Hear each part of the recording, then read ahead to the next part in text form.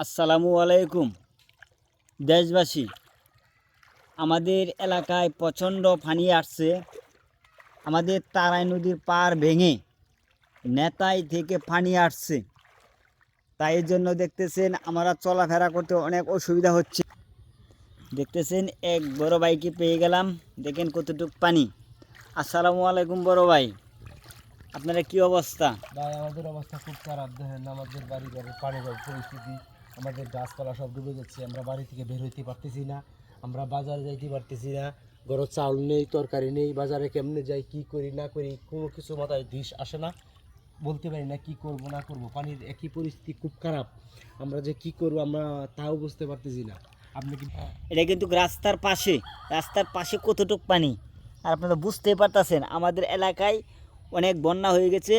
তাই এই জন্য আমাদের ভিডিওটা যে যেখান থেকে দেখতেছেন আপনারা শেয়ার করে দিবেন।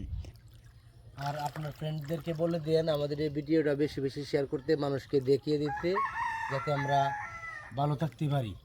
আলহামদুলিল্লাহ। ওকে ভাই, অনেকে আপনি কি বাজারে যাইতেছেন নাকি? জি ভাই, আমি বাজারে যেতেছি। ওকে, সবাই ভালো থাকেন, সুস্থ থাকেন। আসসালামু আলাইকুম।